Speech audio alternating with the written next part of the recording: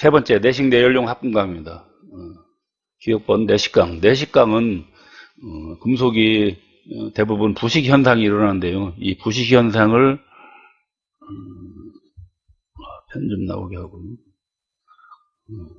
금속의 부식 현상을 이걸 개선하기 위해서는 그때 필요한 것이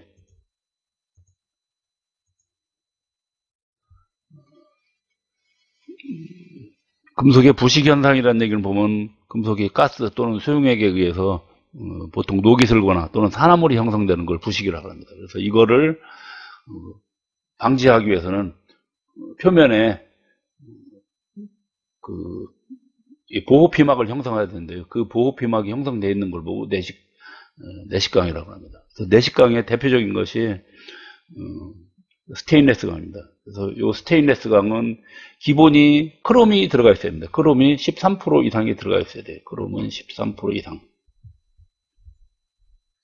네. 크롬이 13% 이상 들어가야 된다는 거 잘 알아두시고요. 그래서 요거는 저 조직에 따라서 분류할 때 페라이트계라는 게 있고 마텐자이트계라는 게 있고 오스테나이트계가 있습니다. 기타 또 하나 분류를 한다 그러면은 석출경화계도 있습니다. 석출경화계 이렇게 네 가지로 분류됩니다. 자, 그러면 페라이트계를 보면 페라이트계 같은 경우는 탄소가 아주 적습니다. 0.12이기 때문에 결국은 그렇게 되면은 당금질도 안 되고 그리고 기지 조직은 페라이트가 나옵니다. 그러면서 크롬이 13% 이상인 겁니다. 크롬이.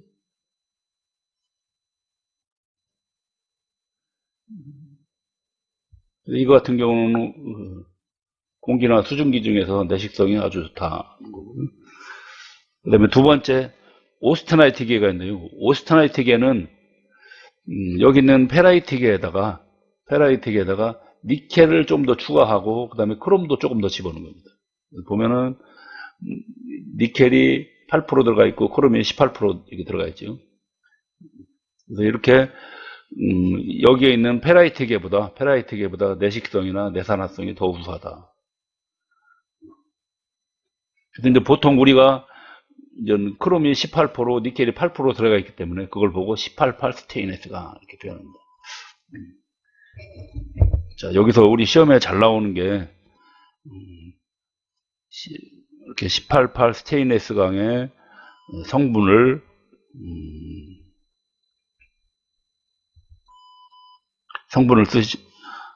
성분은 어떻게 되는가 하는 거 이런 문제가 잘 나옵니다. 이때 18%는 크롬이고 8%는 니켈인 거죠. 근데 여기서 헷갈리는 게 또 하나가 있어요. 요 비슷한 문제인데 요 18, 요 스테인리스 강 말고 우리가 아마 지난 시간에 배웠던 그 고속도강이 있었습니다.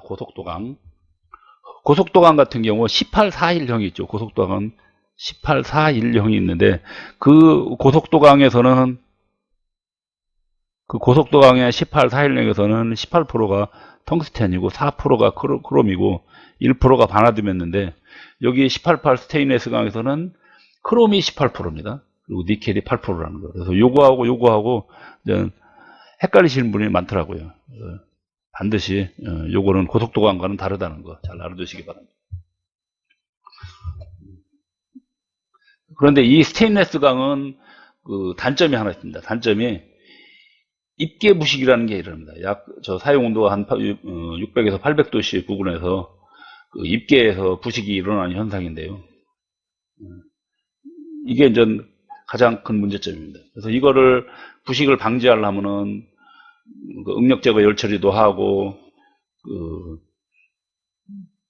그다음에 입계에 탄화물이 석출되는데 이 탄화물을 입내로 유도하고 하는 방법 등이 있습니다.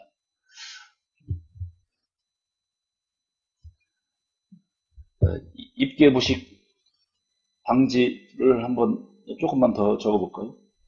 입계 부식 방지. 방지는 응력 제거 풀림, 응력 제거 열 처리를 하면 되고, 그 다음에 두 번째가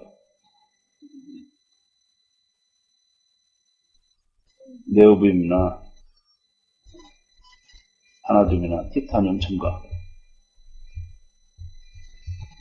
첨가를 하면은 탄화물이 분해되게 됩니다.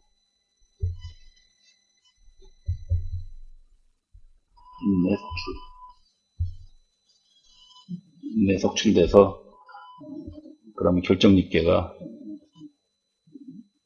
부식이 잘 안 되는 형태입니다.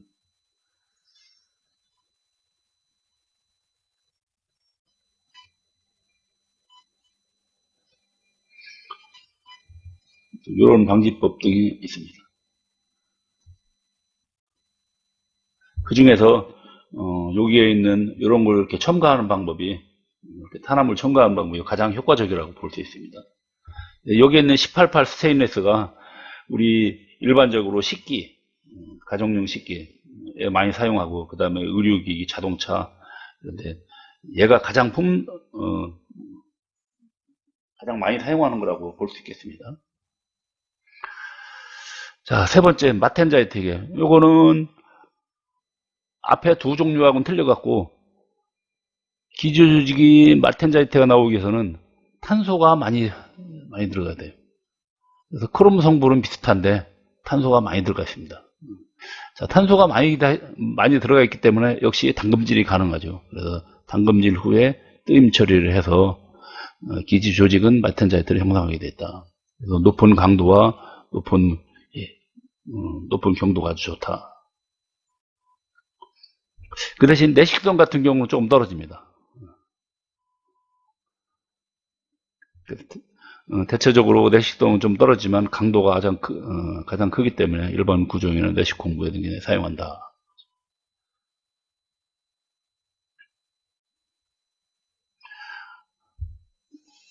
그리고 아까 하나 더 있던 석출경화계라고 있었죠. 석출경화계 같은 경우는 요 마텐자이트계하고 앞에 있었던 188계하고 요 188계하고 여기 있는 마텐자이트계하고 두 개의 장점을 살린 거라고 보면 되겠습니다. 그 다음에 내열강은 고온에 잘 견뎌야 되거든요. 대체적으로 이 내열강도 대부분 보면 주요 성분이 이런 뭐 크롬, 텅스텐, 코발트 이런 것들은 들어가 있는 겁니다. 주로 많이 사용하는 게 요 페라이트계 크롬강 또는 오스테나이트계 크롬강이거든요. 그래서 여기 있는 페라이트계 크롬강이다. 그러면은 아까 우리 앞에서 했던 그 페라이트계 스테인리스 강하고 또 거의 유사한데 크롬이 좀 더 들어가 있는 거죠. 이것도 역시 마찬가지로.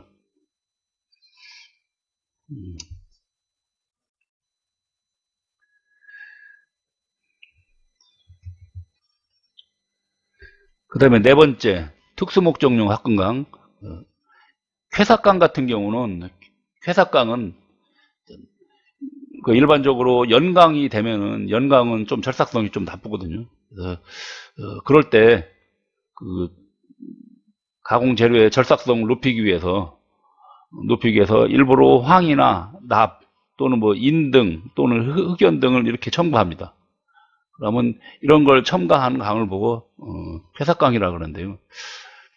자, 예를 들어서 저는 황쾌삭강 같은 경우는 황을 0.1에서 0.25% 또는 뭐 인을 조금 또 첨가하기도 하고요. 납 같은 경우는 납을 이렇게 집어넣은 합금강인데요. 자, 이런 것이 들어가면 우리가 보통 알고 있을 때 황이나 인이 들어가면은 얘네들은 강의 유해원소죠. 유해원소인데 일부러 여기다가 집어넣고서는 강을 만든 겁니다. 그러면 얘네들이 화합물 형성했을 때 특징이 뭐 전체적으로 여기 보면은 절삭성을 높이는데 유용하다고 했거든요. 얘네들이 화합물이기 때문에 금속관 화합물이에요. 얘네들이 예를 들어서 FES 같은 경우 황은 FES로 되어 있고 인 같은 경우는 FE3P로 형성되어 있는데 요 화합물 등이 뭐 대체적으로 경도가 높고 그 다음에 잘 깨지기 때문에 요 절삭성에는 아주 좋다는 거죠. 그래서 이런 성질을 이용해서 절삭을 해서 가공을 하고 난 다음에 그 다음에는 이 성질을 도로 없애야 되거든요.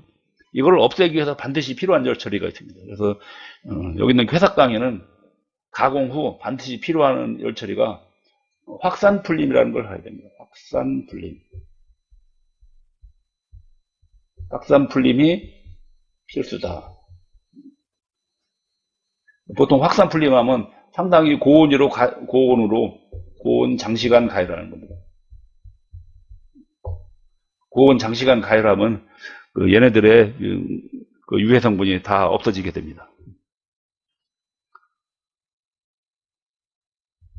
역시 납쾌상광도 원리는 이렇게 비슷합니다.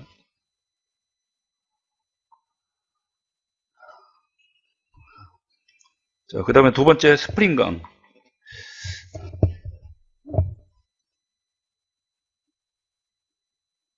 여기 있는 스프링강은 탄성한도나 항복점이 상당히 높습니다. 그럼 우리가 결국은 항복강도가 높다는 거하고 그냥 인장강도가 높다. 우리 인장시험을 하면 보통 인장시험을 하면 이런 식으로 이렇게 그려집니다. 인장시험을 하면은 이런 식으로 이렇게 그려지는데 요 최고점을 여기를 인장강도라고 하고 이렇게 반드시 갔다가 이렇게 벗어나는 요 지점을 항복강도라고 그러는데요. 요 항복강도하고 여기가 인장강도하고 가급적이면 이제 항복강도도 이렇게 높은 것이 좋은 거죠. 그래서 이렇게 여기 있는 스프링강 같은 경우는 항복강도가 거의 인장강도에 가깝게 이렇게 가 있는 겁니다. 그래서 대체적으로 얘네들은 탄소가 0.5에서 1.5% 그러면 보통 중탄소강에서 고탄소강을 사용하는 거죠. 그리고 얘는 제조하려면 담금질과 또는 뜨임하거나 또는 아니면 항원열 처리를 하는 게 있습니다. 이렇게 가공을 하면서 항원열 처리를 하는 게 있는데요. 그 작업을 보고 퍼텐팅이라고 합니다. 이거 만드는 작업이 퍼텐팅 열 처리가 있습니다. 퍼텐팅 열 처리라고 있는데 그 열 처리를 통해서 이렇게 스프링강을 만들게 되겠습니다. 자, 그 다음에 여기서 또 중요한 거 여기 있는 스프링강의 조직은 기지 조직은 소로바이트가 되겠습니다.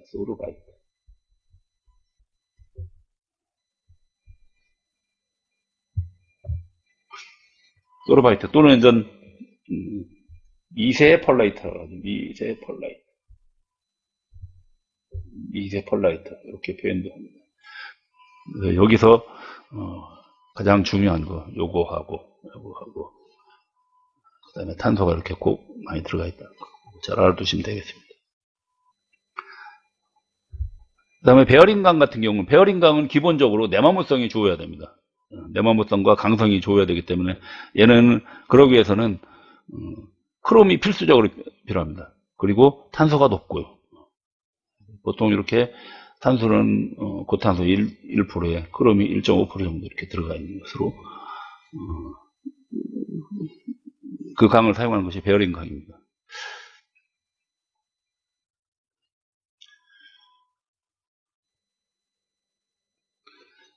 자, 그 다음에 네 번째 철심 재료인데요. 이 철심 재료는 대체적으로 보면은 여기 있는 투자율이나 전기저항은 보통 크고 보자력이나 이력 현상 등이 이렇게 작은데 자, 한번 일단 보자력이라는 거 한번 가볼까요? 보자력으로는 예를 들어서 여기에 있는 히스테리시스 요걸 먼저 한번 설명하고 이력곡선은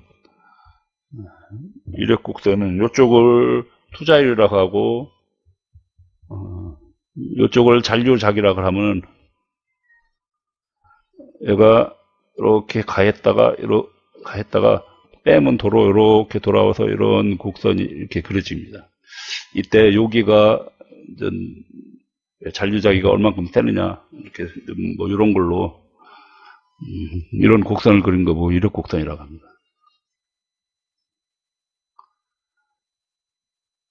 그래서 이렇게 여기 있는 철심 재료는 이쪽이 큰 걸로 쓰인 겁니다. 이쪽이 큰 거. 그러면 이쪽이 크다는 얘기는 이 면적이 전체적으로 좀 큰 걸로 말하는 거죠. 대부분 전 많이 사용하는 것이 고열반 저탄소강에다가 규소를 첨가합니다.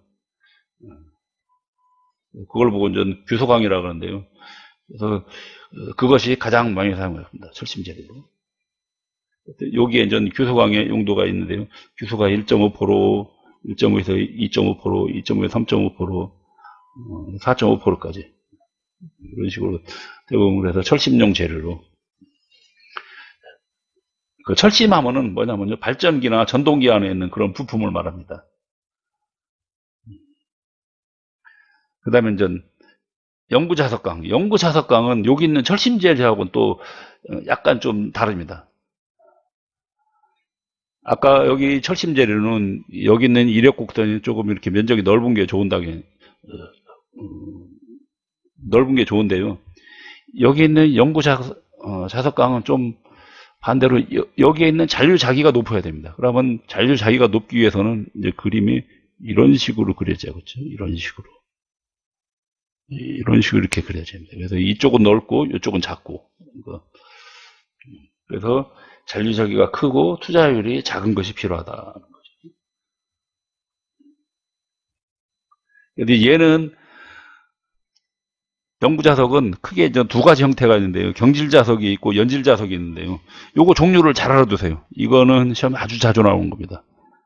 그래서 경질자석 종류는 알리코 자석. 알리코 하면 알루미늄, 니켈, 코발트 들어가 있는 그 자석입니다. 그 다음에 페라이트 자석, 그 다음에 MD 자석이 있고요. 그 다음에 연질 자석은 샌더스트나 규소광판 등이 있다는 거죠.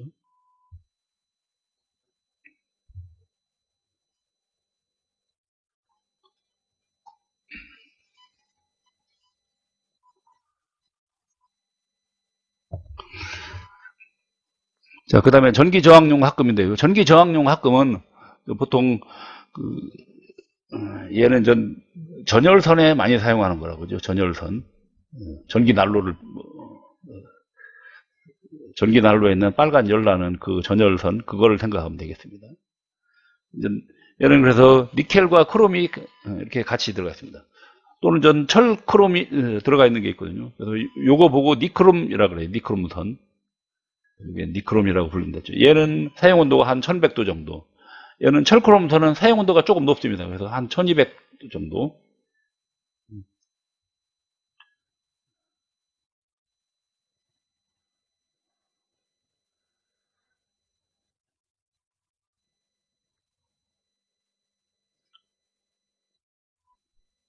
자, 그 다음에 불변강 있습니다. 불변강. 자, 불변강은 보통 열팽창계수나 탄성계수가 온도가 변해도 그 특성이 변하지 않는 강을 보통 불변강 그렇게 표현합니다.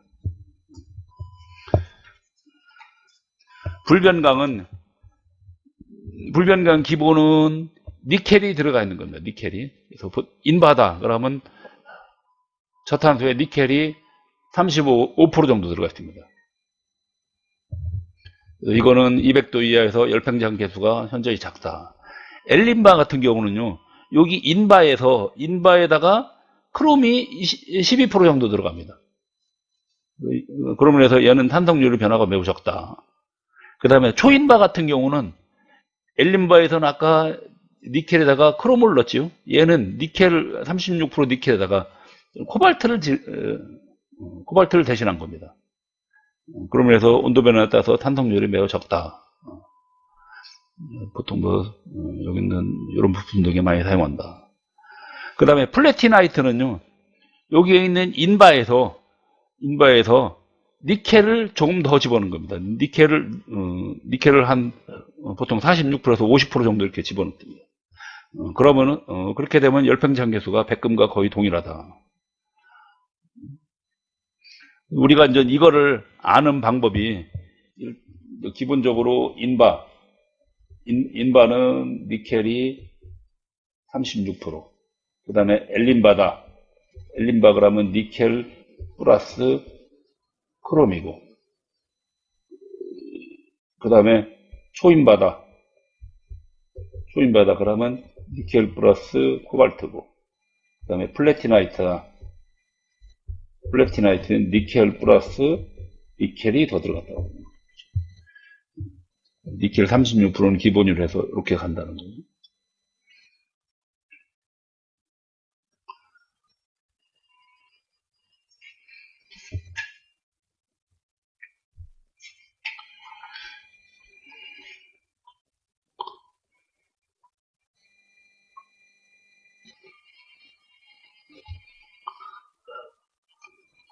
자, 마지막으로 마레의 진강입니다.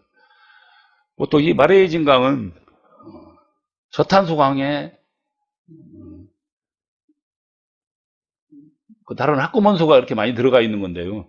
그래서 얘는 기존 다른 강하고는 틀린 게 탄소가 적기 때문에 열처리를 해도 마탄자이트가 잘 안 나옵니다. 그래서 얘는 용체화 처리하고 CO 처리를 합니다. 그러므로 해서 생기는 금속과원 화합물.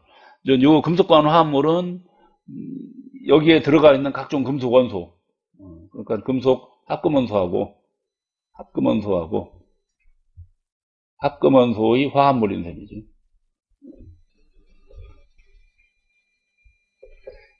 이런 합금원소의 화합물이 그 자기네끼리 형성된 것이 금속과원 화합물인데요.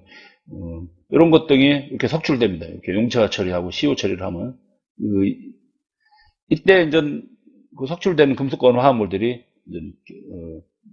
매우 단단하죠. 그런 면에서 경화가 된다. 그래서 얘는 이름이 마탄자이트가 어느 정도 기지가 형성되어 있으면서 이렇게 CO 처리를 한다. 그래서 마를 에이징강 이렇게 표현합니다.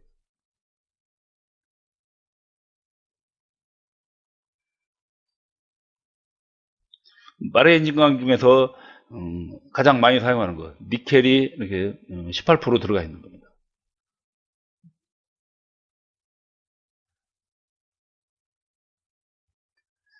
자, 개념 잡기 문제. 주철의 기기적 성질을 설명한 것 중 틀린 것은,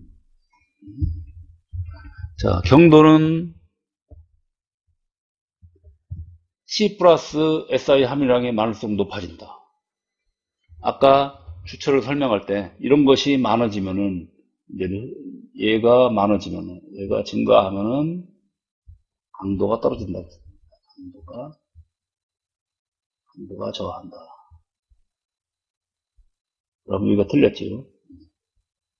그 다음에 주철은 압축 강도가 여기 인장 강도보다 훨씬 크다겠죠. 그 다음에 흑연이 있으면 아무래도 그 충격이 그 충격값이 떨어지죠. 그 다음에 흑연이 고체 윤활제 역할을 해서 내마밀성이 아주 좋다고 했습니다. 그래서 답은 1번이 되겠고요. 그 다음에 두 번째, 자, 추철의 조직을 지배하는 요소는 C하고 SR 양과 그 다음에 냉각 속도인데요. 이거를 조직도로 나타내는 게 있었죠. 그걸 보고 이제 마우로 조직도라고 한다. 마우로 조직도. 그래서 요거에 따라서 이거 양, 요거 양에 따라서 이렇게 백주철이냐, 반주철이냐, 펄레트 주철이냐, 회주철이냐, 페라이트 주철이냐, 그런 식으로 나타내는 거. 그 그림이 바로 요것이 되겠습니다.